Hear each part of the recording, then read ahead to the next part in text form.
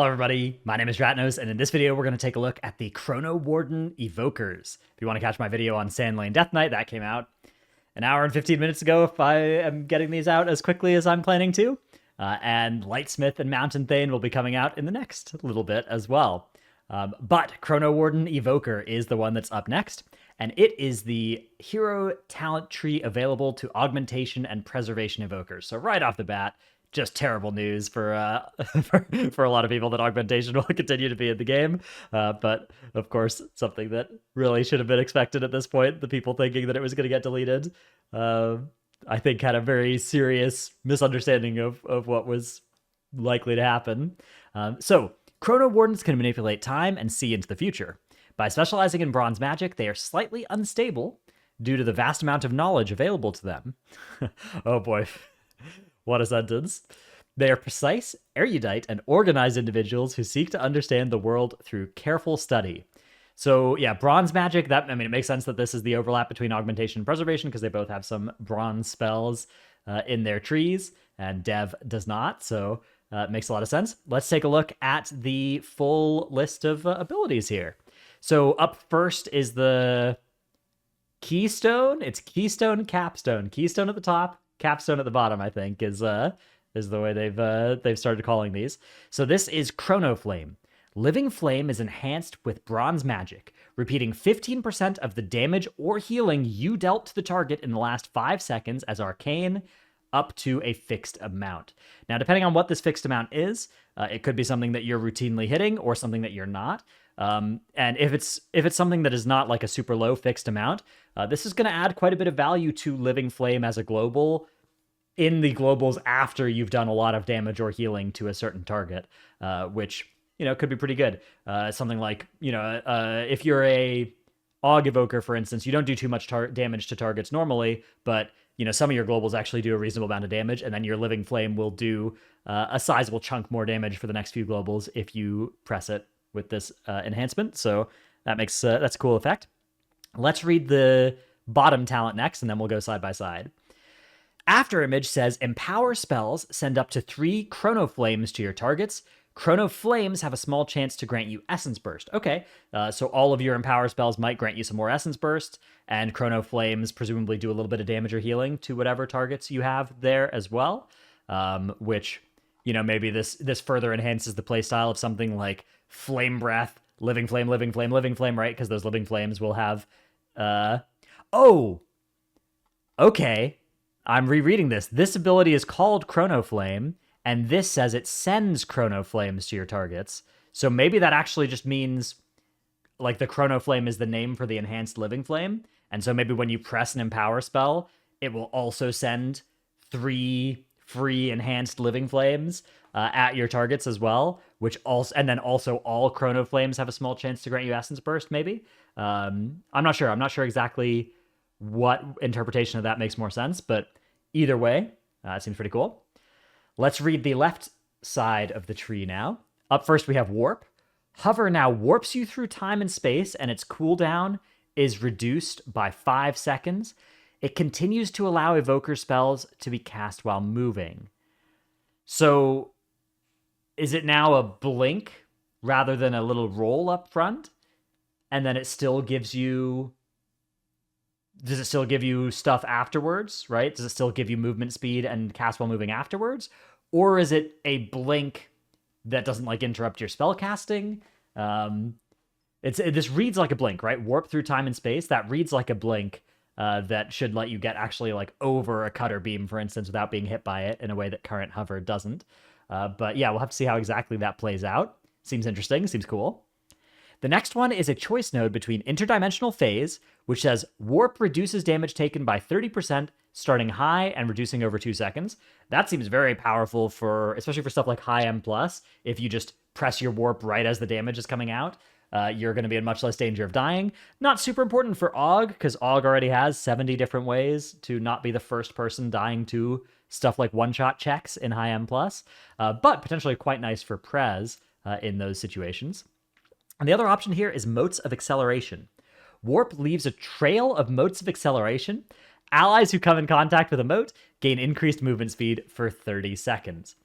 Okay, So a nice little thing, you know, maybe you take that in some cases, but I feel like interdimensional phase is the more generically powerful here. That will be the more default option of these two. But you know, modes of acceleration also has some benefit to it as well. Just usually in a spot where this would be valuable, you'd want it to hit your whole raid and not just people who run into the moats. And also in those spots, you have access to things like Windrush and Stampeding Roar, which give you more movement speed. Although I guess this is a 30% movement speed increase a 30-second movement speed increase for the people who get it, which that's a lot longer than stuff like Roar and Windrush. So I don't know. I think this is probably interdimensional phase, the default option. Yeah. All right, next one. Careful contemplation. Your intellect and stamina are increased by 10%. But your cooldowns are increased by 10%. Wow, that's weird. That is super weird. But also pretty cool. That's a neat effect. I mean, like 10% more stam is nice. 10% more int is, in a lot of cases, you know, 10% more oomph on your abilities, right? But then them having 10% increased cooldowns, that's a sizable drawback. Yeah. Nifty. I will say for AUG, I think for AUG right now, you get some CDR if you take the timeless thread, something like that.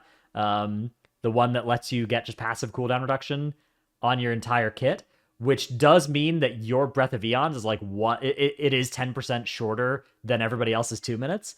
So careful contemplation might just make sense in those cases, like for AUGs that are taking that, and then for Pres Evokers, I don't know, it depends on the situation, right? If if you're looking at when your healer CDs are assigned and your rewind just fits nonetheless, this seems really good. The other option here is time convergence, which says abilities with a 45-second or longer cooldown grant 10% intellect for 15 seconds, defensive abilities grant 10% stamina for 15 seconds, and essence spells extend the duration by 1 second. Okay, so this still lets you get 10% int and stam, but obviously, the trade-off here is you don't get full uptime, but you also don't get the cooldown, increase, right? So, yeah, I mean, nifty. This is a lot of power built into this choice node. I suspect time convergence is the better one, because I suspect you can probably get pretty full uptime. You generally only need the 10% stamina. Well, I mean, it would be nice to have all the time. But getting it when you press your defensives is nice too. That amplifies all your defensives, although it doesn't increase your power outside of your defenses. And then, you care most about 10% intellect during your cooldowns, which are abilities with 45-second or longer cooldowns. So, yeah, I don't know. This is a weird node. Very powerful effects, though. Middle tree. We start off with a Temporal Burst. Tip the Scales overloads you with temporal energy, increasing your haste, movement speed, and cooldown recovery rate by 2%, ramping up to 40% over 20 seconds. Wow, so Tip the Scales is basically, this averages out to 20 seconds of 22% haste, movement speed, and CDR, right? That's a lot. Or 21% rather. That's a lot of haste, movement speed, and CDR, right? That's like a mini Bloodlust. In some ways better than a mini Bloodlust because it comes with that cooldown recovery rate as well over the course of those 20 seconds. And, this is sizable. Again, the cooldown recovery rate. 21% cooldown recovery rate for 20 seconds isn't going to overcome 10% cooldown, for 20 seconds every, 2 minutes or so. Isn't going to overcome your cooldowns being increased by 10% baseline, but it's going to help if you play that as well, if you play that combo. And, it combos well with time convergence as well. It's going to help you get more uptime on that if you take that instead. So, yeah, a very powerful effect here. Very powerful effect here for sure. This tree would be very powerful if it was on Dev as well, which it's not, but it would be especially, some of these effects would be really strong on Devastation. Threads of Fate says, casting an essence ability during Temporal Burst, which is, again, the 20 seconds after you press tip, causes a nearby ally to gain a Thread of Fate for 15 seconds, granting them a chance to echo their damage or healing spells, dealing 15% of the amount again. So depending on what this chance is, this is going to be, depending on what this chance is, this could be a lot of extra value on this Threads of Fate ability here. Yeah, especially, this is like an AUG themed thing, but this, effectively is a bunch of free damage for Prez Evokers that take this as well. So that's a lot of bonus damage. And further, it's a very augmentation-y themed thing where all of that is going to land on your allies instead of you, but, that's still value. Then we have another choice node here between Master of Destiny, empower spells amplify all your active threads of fate, increasing their power by 100% for 8 seconds, stacking up to 2 times. Wow, okay, so this will mean that you'll be, the proc chance will be up to 45% of their damage and healing spells. Again, we don't actually know what the chance is for this to proc, though, so that will vary hugely on how much value this is worth. The other opportunity, or the other opportunity for thing you could pick here is Golden Opportunity. Prescience has a 25% chance to not incur a cooldown, and Echo has a 25% chance to not cost Essence. Wow, okay, so this is weird because with Presciences, you'd want it to be reliable, right? You'd want to know, like, okay, every 4th Prescience isn't going to have a cooldown, so I can play around it and set this up. In practice, if Prescience just randomly doesn't incur a cooldown, I guess it'll be nice. You can make sure that a 3rd or 4th target gets your Ebonmite when it procs, but it is weird. Prescience as in and of itself is a relatively small buff. It's mainly used to guarantee that Ebonmite goes on that target. So getting an extra Prescience, will help you, I guess, make sure that you get an Ebonmite on the right target in a raid situation. And in an M+ situation, it's literally just a small amount of extra crit for one extra person, but your whole group is already getting Ebonmite. So yeah, interesting effect there. The Echo, on the other hand, making Echo effectively 25%, the 25% cheaper in terms of essence, right? Just on average, randomly throughout your casts, is also powerful. So I would say this one seems better for Prez than for AUG, but I don't know enough about AUG or Prez to assert that super confidently. All right, let's read the right-hand side of the tree. Reverberations says Spirit Bloom heals for an additional 30% over 8 seconds. Simple, easy, powerful. Upheaval deals 30% additional damage over 8 seconds. Now, Upheaval is much of your damage as AUG, your personal damage, but it's still a small amount of your actual damage.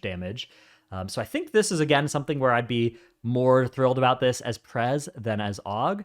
But, that's an early read of it. Primacy says, for each damage or healing over time effect from Upheaval or Spirit Bloom, gain 3% haste up to 9%. All right, so nice. You basically can roll a little bit of free haste, and again, an AoE. Again, Prez, I think, is going to be happier with this because Spirit Bloom healing multiple people is the norm, whereas AUG, you're only getting more than 3% haste out of this in situations where your Upheaval is hitting multiple targets, right? So on single target, you're only getting the 3% haste out of this, whereas no matter the number of targets, Prez should be getting 9% haste out of this. And then finally, Instability Matrix says, each time you cast an Empower spell, Unstable Time Magic reduces its cooldown by up to 15 seconds. Wow. Okay, so if this is like a random amount between, 1 and 15, averaging out to 8 seconds or something, that is a nice amount of cooldown reduction on those effects. Those effects tend to have 20 to 30 second CDs, right? And getting a solid maybe 25% off of that on average that's a lot. Again, especially because Empower spells have a lot of interactions with other parts of your kit, right? Where casting them just gives you a bunch of good stuff a lot of the time. So I think this is definitely a neat effect. So yeah, early read of this. There are a few effects like Reverberations and Golden Opportunity that read to me as more powerful for Prez and Primacy than for AUG. And then there's the Careful Contemplation Time Convergence stuff, which is tricky to evaluate, but seems very powerful. It seems like a lot of value is packed into this node here. Yeah, I'm interested to see what the other trees look like here.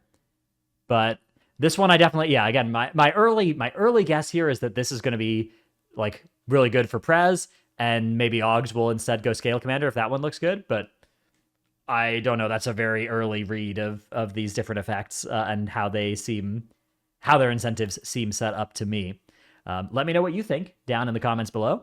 Again, not a Evoker scientist. I've played a little bit of these specs, but certainly not a huge amount, and I would defer to others' expertise on it. And the warp stuff definitely seems good. This interdimensional phase effect makes it seem like probably for both Aug and Prez, this is actually going to have a lot of value for, you know, high-end plus type situations. And also for raid, I mean, just being able to press warp as a 30% DR, obviously it reduces over 2 seconds, so if you press it 1 second before the damage, maybe you only get a 15% DR, but still, if you time this well, you know, this is a huge extra personal that you get a lot of extra uses of over the course of a fight.